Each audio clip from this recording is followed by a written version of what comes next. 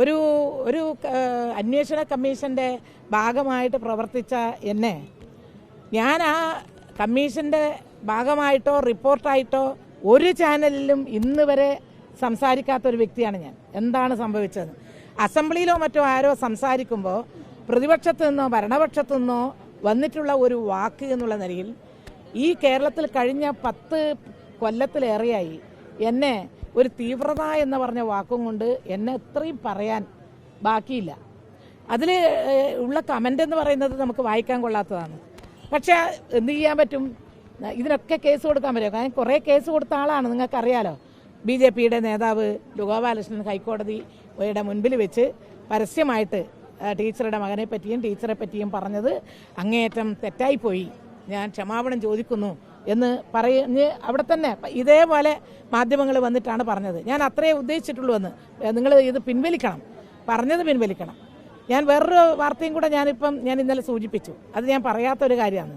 അന്തരിച്ചു പോയ PT Thomas ഇതുപോലെ ഒരു എറണാകുളം പ്രസ് ക്ലബ്ബിൽ വെച്ച് എൻ്റെ മോന് മുൻ ആരോഗ്യമന്ത്രി PK ശ്രീമതി ടീച്ചർ, കോവിഡ് കാലമാണ്, PK ശ്രീമതി ടീച്ചറുടെ മകന് ഓക്സിജൻ പ്ലാന്റ് ഉണ്ടായിട്ടും ഇപ്പോൾ വലിയ ക്ഷാമം നേരിടുന്നു, കുഞ്ഞുങ്ങൾ മരിക്കുന്നു, അപ്പോൾ കരിഞ്ചന്തയിൽ വിൽക്കാൻ വേണ്ടി വെച്ചിരിക്കുകയാണ് എന്ന് പറഞ്ഞിട്ട് പത്രസമ്മേളനം നിങ്ങൾക്ക് യൂട്യൂബിൽ നോക്കിയാൽ കാണാം. ഞാനത് നമ്മുടെ തളിപ്പറമ്പിലെ നമ്മുടെ വക്കീൽ നിക്കോളാസ് വക്കീലിൻ്റെ അടുക്ക ഉടനെ എല്ലാം ചാനലിൽ നിന്നും വന്നിട്ടുള്ള ക്ലിപ്പിങ്സും പത്രത്തിൽ വന്നിട്ടുള്ളതും എല്ലാം എടുത്തു കൊടുത്തു.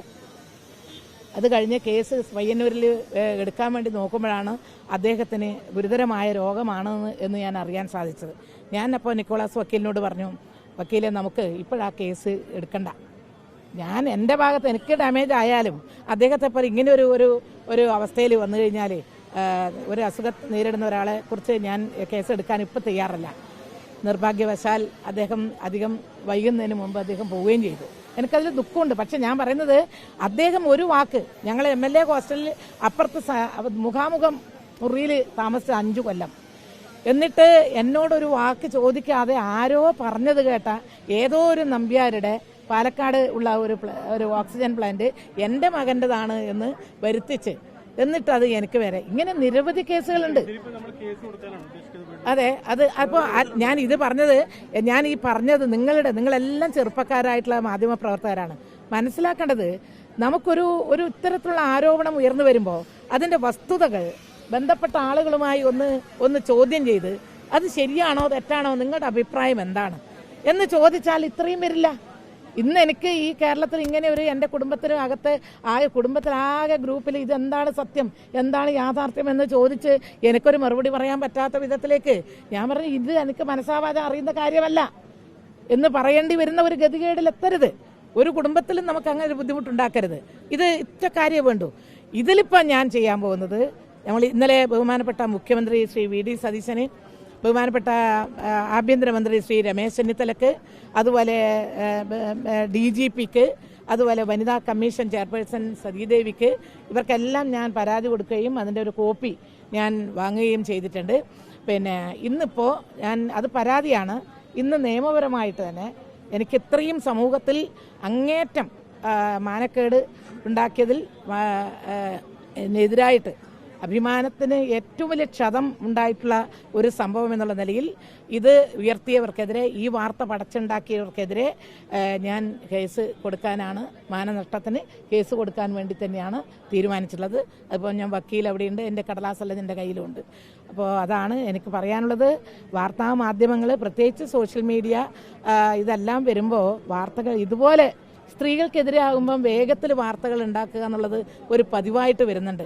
അത് നമുക്കൊന്ന് തിരുത്തണം. ആർക്കായാലും ഇതിനിടെ നമ്മുടെ ബഹുമാനീയായ മന്ത്രി ബിന്ദു കൃഷ്ണ തന്നെ പറഞ്ഞു, ഇങ്ങനെ സോഷ്യൽ മീഡിയയിൽ സൈബർ പോരാളികൾ എന്ന് പറഞ്ഞിട്ട് തലങ്ങും വിലങ്ങും അപ്പുറത്തുള്ളവർ ഇപ്പുറത്തും എന്ന് പറഞ്ഞിട്ട് ചീത്ത വാക്കുകൾ ഉപയോഗിച്ച് പറയുന്നത് വേണ്ടിയല്ല. യഥാർത്ഥത്തിൽ നന്മ എന്താണെന്ന് മനസ്സിലാക്കാതെ തിന്മയിലേക്ക് പോകരുത് എന്നൊരു അഭിപ്രായം ഇതുമായിട്ട് എനിക്കുണ്ട്.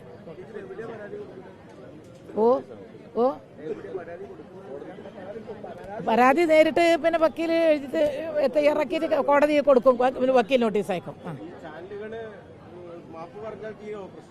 ഇല്ല, ഇതിൽ മാപ്പ് പറഞ്ഞാൽ എനിക്ക് ഉണ്ടായ ഇതിൽ മാപ്പില്ല. ഞാൻ മറ്റേത് കേസിൽ മാപ്പ് പറഞ്ഞു. പക്ഷെ ഈ കേസിൽ ഞാൻ ഒരു തരത്തിലും ഞാൻ ഇപ്പം തന്നെ ഒരു ചാനലിൽ നിന്ന് എന്നെ വിളിച്ചു, ഒരു പെൺകുട്ടി വിളിച്ചു, സംസ്ഥാനം ഞാൻ ടീച്ചറുടെ കാലിന് വീഴാൻ തന്നെയാണ് പറഞ്ഞു. ഞാൻ പറഞ്ഞു, മോളെ ഞാൻ ഇതെല്ലാം തീരുമാനിച്ച് ആയിപ്പോയി. ഇനി എനിക്ക് നീ എന്ത് തന്നെ പറഞ്ഞാലും എനിക്ക് എൻ്റെ മനസ്സിൽ അലിവ് തോന്നൂല. അതുകൊണ്ട് അല്ല, ഇനി ടീച്ചർ നിയമപരമായി എടുത്തോളൂ. പക്ഷേ ഞാനല്ല, ഇപ്പം പുതുതായിട്ട് വന്ന പെൺകുട്ടിയാണ് അങ്ങനെയെല്ലാം പറഞ്ഞു പോയത് എന്നൊക്കെ എന്നോട് പറഞ്ഞു. ഞാൻ പറഞ്ഞു അത് ഞാൻ മറക്കാം. പക്ഷേ നിയമത്തിൻ്റെ മുൻപിൽ നിയമപരമായിട്ട് പോകുന്ന കാര്യത്തിൽ ഇനി ഒരു സഹോദരിക്കും ഏത് പാർട്ടിയിലാവട്ടെ ഇങ്ങനൊരു അനുഭവം ഉണ്ടാകാതിരിക്കാൻ തക്ക വിധത്തിൽ നിയമ നടപടി സ്വീകരിക്കണം എന്നുള്ളതാണ് എൻ്റെ ആഗ്രഹം. അല്ല, പലരും ഇന്ന് ഞാൻ വരുമ്പോൾ എന്നോട് ബഹുമാനപ്പെട്ട സ്പീക്കർ എന്നോട് വിളിച്ചു പറഞ്ഞു, ഞാൻ ഇവരോടൊക്കെ വിളിച്ച് പറഞ്ഞിട്ടുണ്ട്, ഇത് ഉടനെ തന്നെ അത് നിങ്ങൾ തിരുത്തിയിട്ട് പറയണമെന്ന് പറഞ്ഞിട്ടുണ്ട്. അതുപോലെ ഇപ്പം പാലോട് രവി ഇപ്പം വിളിച്ചു വെച്ചിട്ടേ ഉള്ളൂ. നിരവധി നേതാക്കന്മാർ എന്നെ വിളിച്ചിട്ടുണ്ട്. എന്തിനേറെ BJPയുടെ നേതാക്കന്മാരും വിളിച്ച് ഇതെന്താണ് ഇങ്ങനെ സംഭവിച്ചതെന്നറിയില്ല എന്ന് പറഞ്ഞിട്ടുണ്ട്.